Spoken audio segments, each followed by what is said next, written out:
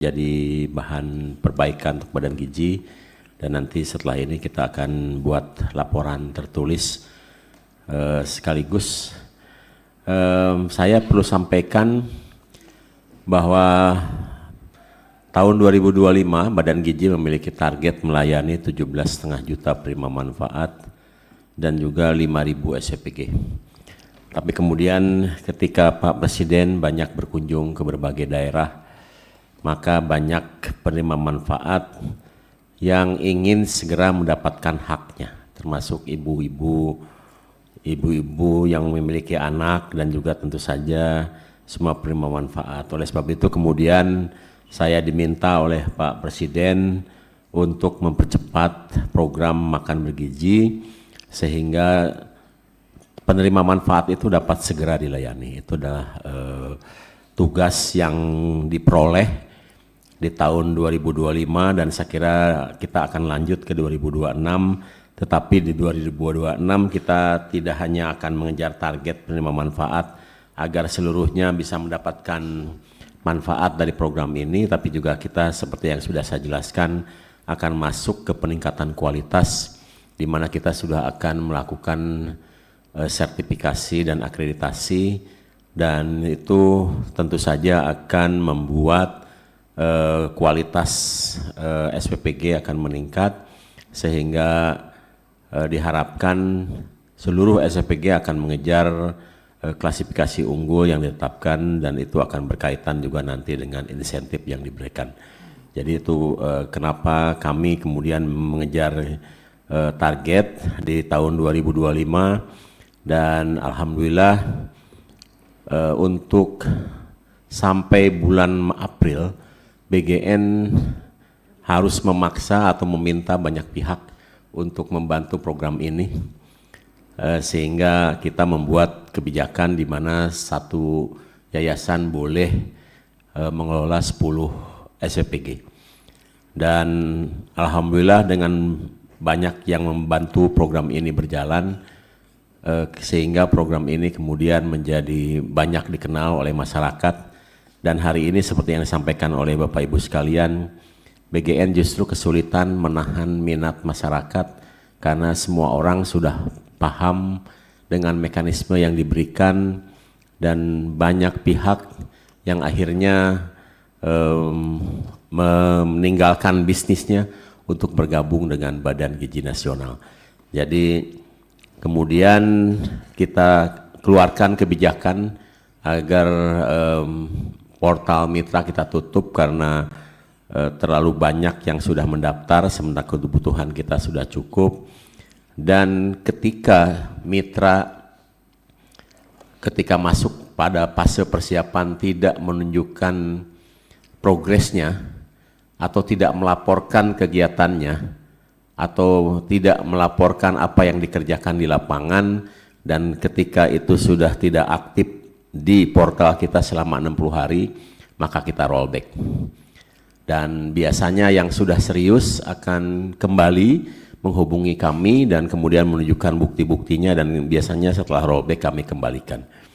Dan selain itu ada juga beberapa pihak, seperti contohnya kemarin kami menghapus atau merollback 10 SPG yang diketahui itu diperjualbelikan. Jadi kami hapus saja daripada kemudian itu menjadi tempat di mana orang berjual beli titik, kita akan berikan kepada yang serius.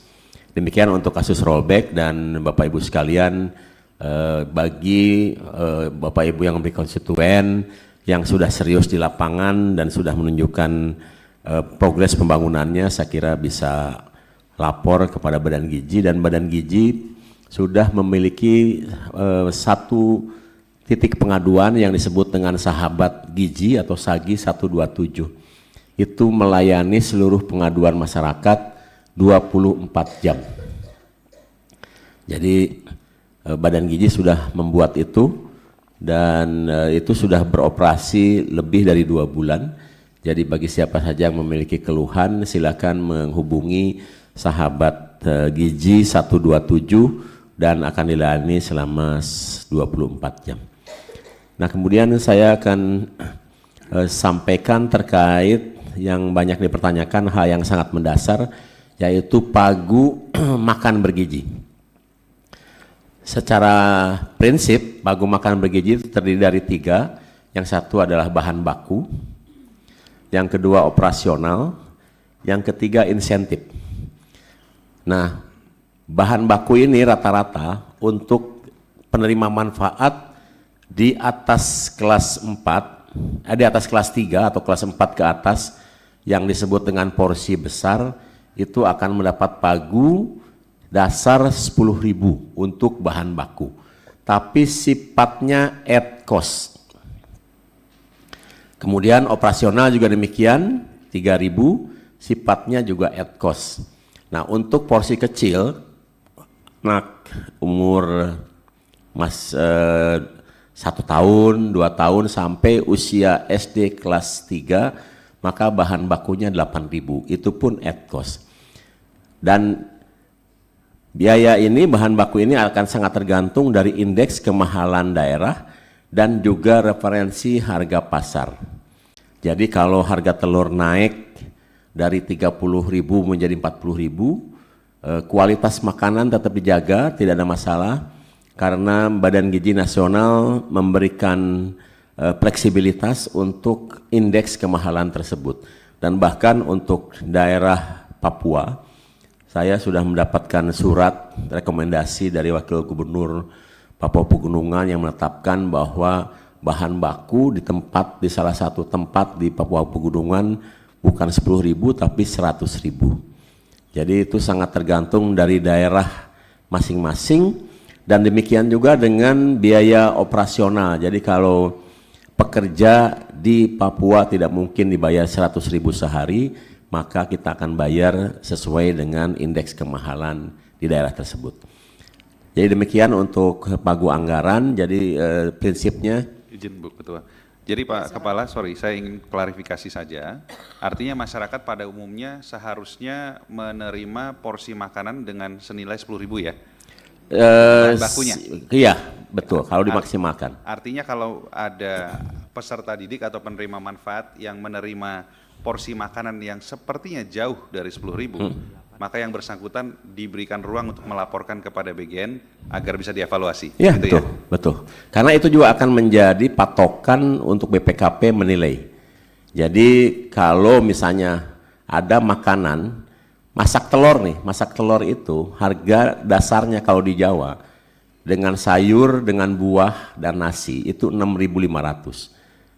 Nah, kalau dia masak telur terus 3-4 hari, itu artinya dia pagunya kurang dari 10.000, dan yang dibayarkan oleh Badan Gizi juga memang 6.500. Karena nanti antara menu yang dibuat dengan laporan itu kan ada, dan dengan demikian maka sifatnya at cost. Jadi kalau nanti ada misalnya nilai di masyarakat yang nilainya hanya 6.000 hari itu, bisa saja hari berikutnya lebih dari 10.000, misalnya ketika SPPG memasak daging sapi dan indeksnya 11.000.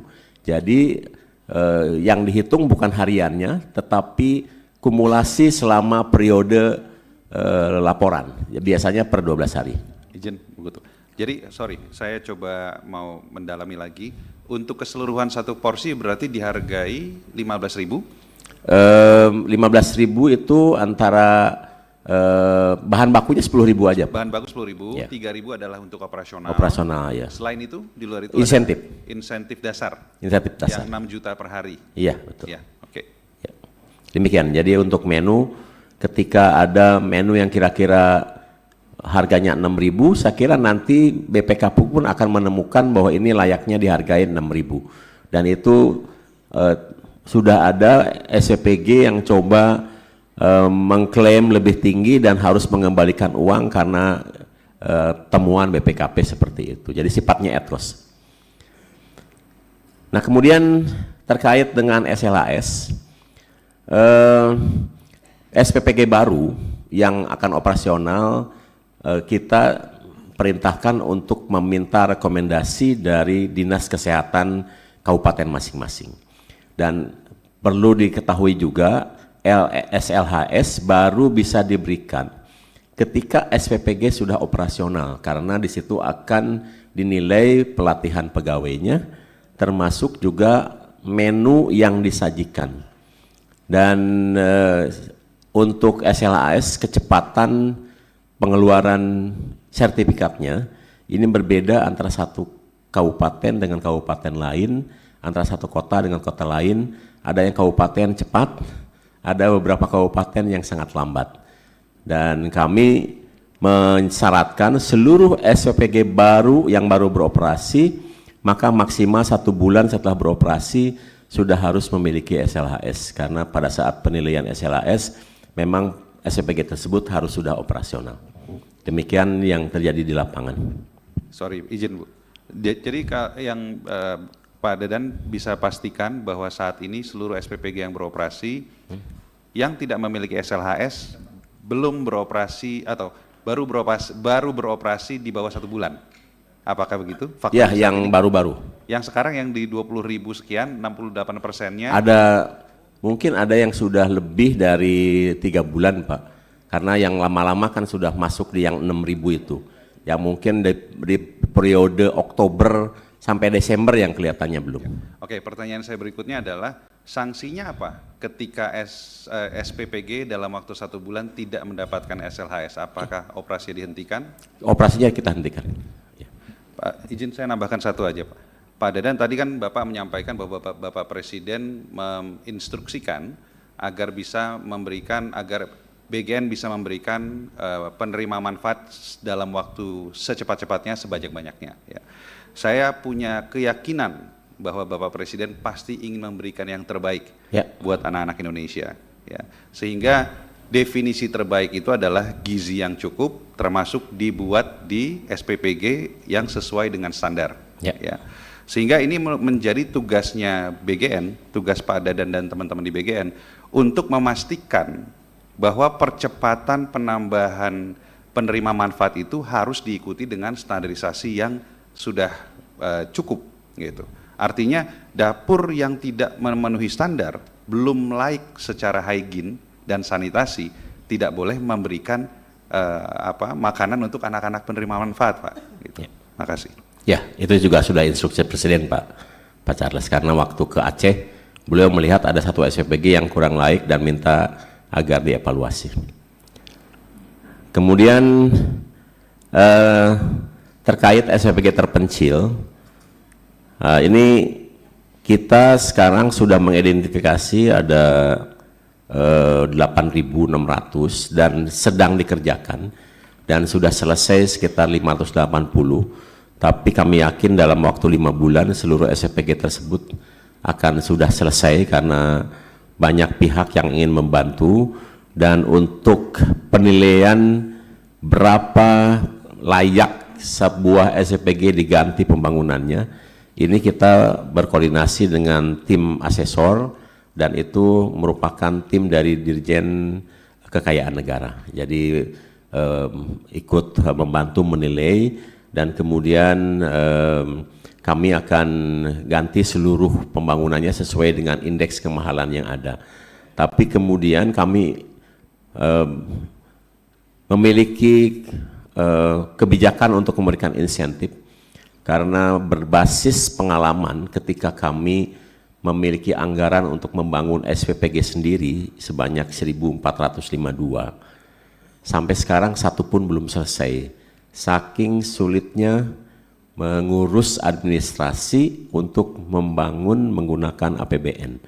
Karena sertifikat lahannya harus atas nama pinjam pakai, kemudian sertifikat lahannya harus atas nama institusi tersebut.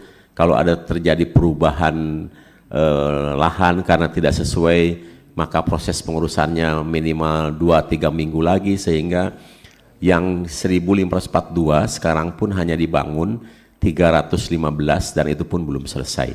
Jadi kami berketapan lebih baik kami bermitra dengan banyak masyarakat dan BGN memberikan insentif yang cukup agar kecepatan dari pembangunan itu bisa diperoleh dengan seksama dan mengejar terpenuhinya hak anak Indonesia di daerah terpencil. Dan kita tahu bahwa tingkat kesulitan di setiap daerah, apalagi daerah terpencil, ini luar biasa. Jadi saya kira negara akan berhutang kepada para mitra yang bersedia membangun di daerah-daerah terpencil, selain kita memang diuntungkan dari segi waktu. Demikian pertimbangannya, sehingga kami keluarkan satu, mengganti seluruh kebijakan pembangunan dan memberikan keuntungan wajar, dan kemudian memberikan insentif atas bantuan, dan saya yakin seluruh mitra yang membangun untuk diri sendirinya akan melakukan dengan seefektif dan efisien mungkin. Nah, kemudian terkait dengan pengelolaan limbah, ini memang kita mewajibkan. Sebelum Ya, ke Pak Edi, arah silakan. pengelolaan limbah. Pak, regulasi untuk pola pengelolaan yang daerah terpencil itu regulasinya sudah ada ya? Karena itu kan menyangkut banyak pihak ya Pak ya. Ya. Kita harus juga memperhatikan soal legal standingnya, soal nanti masalah di belakang, regulasi yang terkait dengan ini sudah apa belum Pak?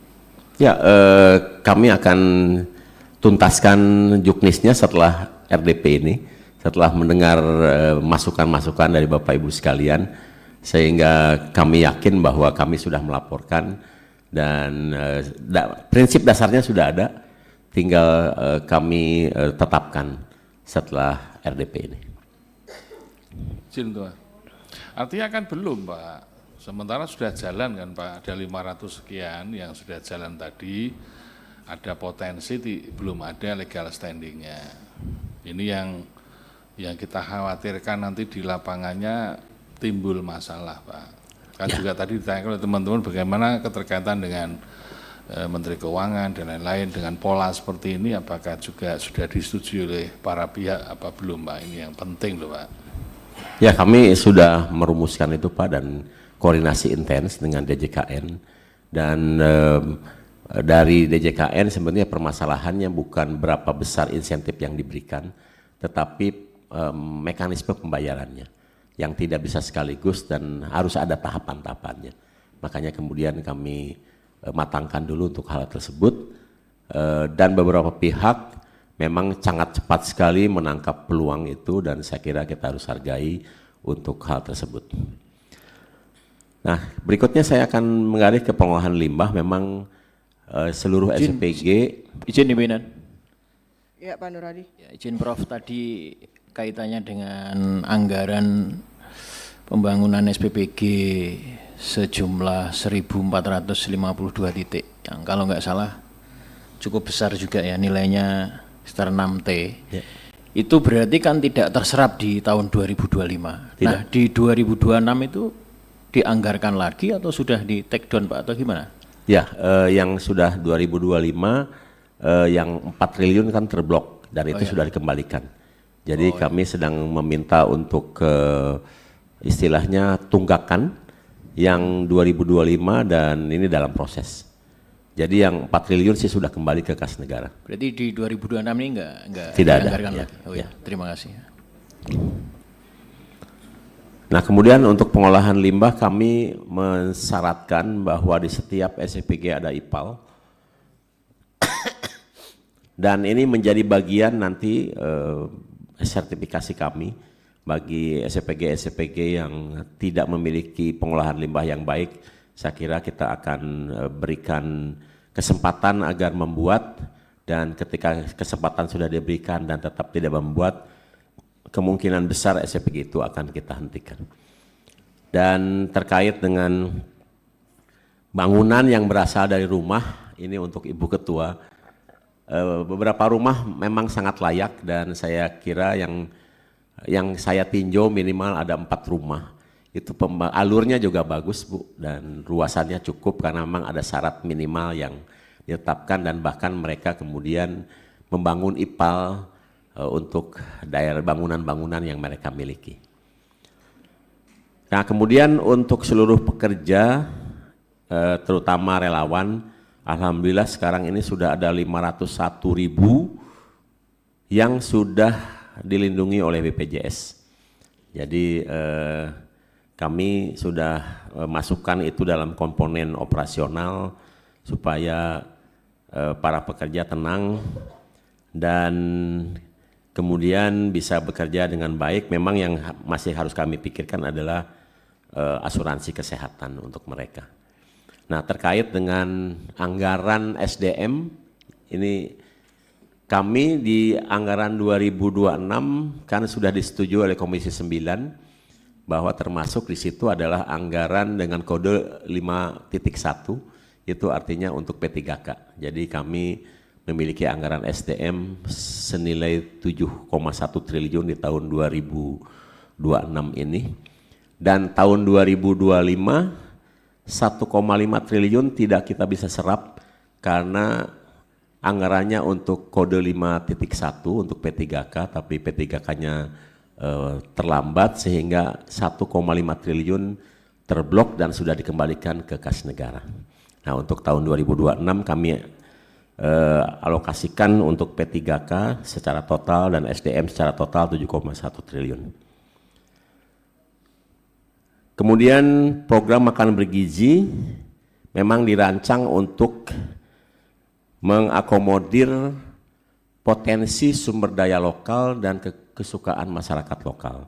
Oleh sebab itu, di setiap SPG wajib ada ahli gizi untuk mempertimbangkan potensi sumber daya lokal dan kesukaan masyarakat lokal tersebut. Jadi saya kira ini bisa menjadi peluang bagi petani peternak nelayan lokal untuk bisa mengisi seluruh kebutuhan bahan baku yang dibutuhkan oleh SPPG, dan kami menjunjung tinggi kearifan lokal dan juga diversifikasi pangan yang ada, dan kami memang menghindari penggunaan menu nasional dalam waktu yang bersamaan.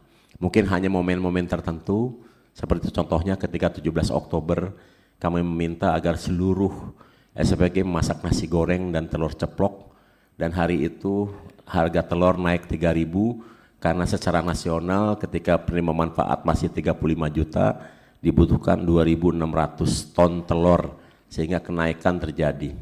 Dan dengan tidak adanya ketetapan menu nasional, maka tekanan terhadap produk itu bisa dikurangi. Nah, kami juga sekarang memiliki mekanisme ketika harga telur naik, harga ayam naik, maka kami minta kepada seluruh SPG agar contohnya di akhir Desember itu untuk lebih banyak memasak ikan.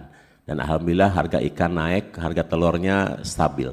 Demikian juga ketika harga kentang turun, kami meminta kepada seluruh SPG minimal masak kentang sekali dalam seminggu, dan dengan demikian maka harga kentang jadi naik karena kebutuhan kentang satu kali masak di satu SPG 200 kg, sehingga kalau dibeli dengan jumlah masif maka akan terjadi peningkatan kebutuhan. Jadi Badan Gizi sekarang mengatur sedemikian rupa untuk produk-produk atau bahan baku yang tekanannya terlalu tinggi, kami anjurkan untuk diganti dengan substitusi, baik itu proteinnya maupun karbohidratnya maupun sayurannya, dan kemudian menganjurkan untuk membeli bahan-bahan baku yang kurang laku di pasaran. Dengan demikian juga seperti susu, yang sekarang ketika tekanan terhadap susu tinggi, kami mengatakan bahwa susu bukan hal yang wajib yang harus diberikan kecuali untuk daerah-daerah yang memiliki sapi perah. Jadi untuk daerah-daerah yang belum ada sapi perahnya, susunya bisa digantikan dengan sumber makanan lain yang mengandung protein dan kalsium yang setara dengan susu. Dan untuk susu kami sudah menganjurkan tidak menggunakan susu yang mengandung rasa, tetapi dengan plain, dan saya kira sebagian besar sekarang sudah demikian. Memang ada beberapa SPG masih tetap memberikan itu, dan kami akan evaluasi terus-menerus. Dan alhamdulillah terkait dengan SPPG tanggap bencana, di Aceh itu ada 220 SPG yang langsung menghandle bencana, dan sampai hari ini dari tanggal 26 November itu sudah lebih dari 5,5 juta porsi makan diberikan kepada pengungsi. Demikian juga di Sumatera Utara dan juga di Sumatera Barat. Bahkan di Jakarta ketika 3 hari yang lalu kebanjiran, kemudian yang memberi makan pengungsi adalah SPPG. Jadi otomatis Dan di SPG ini uang akan selalu ada karena kami usahakan sekarang itu virtual account tidak sampai nol. Jadi kalau sekarang masih ada yang nol karena itu masih yang lama, sekarang kita sisir, nanti itu kita berikan 500 juta, ketika turun sampai 100 juta kita akan top up lagi, sehingga di SPG selalu ada anggaran dan kami sudah bisa buktikan ketika seluruh uang yang ada di virtual account, di seluruh yayasan, di seluruh SPG, di tanggal 31 Desember bisa kami nolkan dan uang itu bisa dikembalikan ke kas negara. Jadi kami tidak ragu-ragu untuk men-top up lebih sering virtual account itu karena kondisi keuangannya aman dan saya kira ini bagus untuk menghadapi berbagai kejadian sehingga selalu ada uang yang bisa digunakan di dalam program makan bergizi. Nah, terkait dengan kebijakan kita untuk lebih memfokuskan kepada kelompok ibu hamil, ibu menyusui anak balita, ini akan menjadi target kita di tahun 2026. Kami memahami SPG lebih mengutamakan anak sekolah untuk sementara ini karena lebih mudah melakukan pendataan. Karena untuk ibu hamil, ibu menyusui anak balita mau tidak mau harus turun ke lapangan mendata langsung karena data tahun lalu tidak bisa digunakan untuk tahun ini. Dan di Bogor sudah ada satu SPG yang dedicated ke ibu hamil dan itu menjadi bagian percontohan. Jadi biasanya di SPPG tersebut 80% anak sekolah, maka di SPG yang di Bogor itu 80% ibu hamil, ibu menyusui anak balita. Dan kami bekerjasama dengan Kementerian Kependudukan dan Pembinaan Keluarga di mana untuk ibu hamil, ibu menyusui anak balita, makanan itu dikirim ke posyandu masing-masing. Dan dari posyandu makanan dikirim oleh kader ke rumah masing-masing jika penerima manfaat tidak datang ke posyandu. Dan mekanisme penyalurannya memang berbeda, tidak semua SPG masak setiap hari, biasanya masak hari Senin dan Kamis, dan sementara untuk 2 hari kita gunakan produk-produk yang sekarang itu justru dihasilkan oleh UMKM setempat atau dari ibu-ibu kader posyandu, yang kemudian produknya itu dinilai dan disertifikasi oleh SPPG. Dan demikian juga nanti kami berharap nih Pak Charles, tidak ada lagi produk ultra processing di Ramadan ini karena kami sudah antisipasi dari awal bahwa makanan yang diberikan memang tahan lama tapi tidak yang ultra proses. Ya misalnya abon gitu kan masih boleh, telur rebus, telur pindang, atau produk-produk olahan masyarakat yang bisa tahan 12 jam. Nah kemudian kami di tahun 2026 ini akan segera melengkapi kantor pelayanan pemenuhan gizi dan juga kantor regional pemenuhan gizi agar pengawasan yang dilakukan semakin intens, semakin pendek jaraknya karena SPPG sudah semakin banyak sehingga nanti SPPG yang di satu tempat lebih dari 50 akan memiliki satu KPPG dan itu akan memberikan pengawasan yang cukup ketat kepada SPPG yang ada di daerah tersebut. Dan untuk Ramadan seperti tahun lalu untuk daerah-daerah yang mayoritas penerima manfaatnya puasa, maka makanan akan diberikan di sekolah dan kemudian dibawa ke rumah dan dikonsumsi pada saat buka. Tapi untuk daerah-daerah yang mayoritas tidak puasa, pelayanan SPPG berjalan seperti biasa. Saya mendukung usulan MBG dilindungi dengan undang-undang, tapi mungkin ini harus inisiatif nanti dari Dewan dan juga mungkin dengan pemerintah. Dan ini sudah berlaku di India, demikian juga di beberapa negara terkait dengan keberlanjutan program. Dan untuk kecukupan sarjana penggerak pembangunan Indonesia, Bu Ketua, untuk sementara kita masih cukup karena masih ada 11.000 yang masih magang. Tapi nanti ketika berkurang menjadi tinggal 1.000-2.000, saya akan konsultasi dengan Pak Presiden terkait mekanisme pengisian, antisipasi, berapa banyak yang masih harus kita persiapkan. Untuk sementara ini yang sudah bertugas ada 20.937 dan yang magang masih ada 11.775 dan itu akan mengisi seluruh SPG yang terbentuk langsung. Hanya mohon maaf kepada Bapak Ibu kalau ada yang ada sedikit terlambat karena beberapa daerah sudah kehabisan sumber SPPI yang berasal dari warga lokal, yang berasal dari tempat tersebut, sehingga beberapa daerah sudah harus mengambil SPPI dari daerah lainnya dan itu membutuhkan waktu untuk mobilisasi.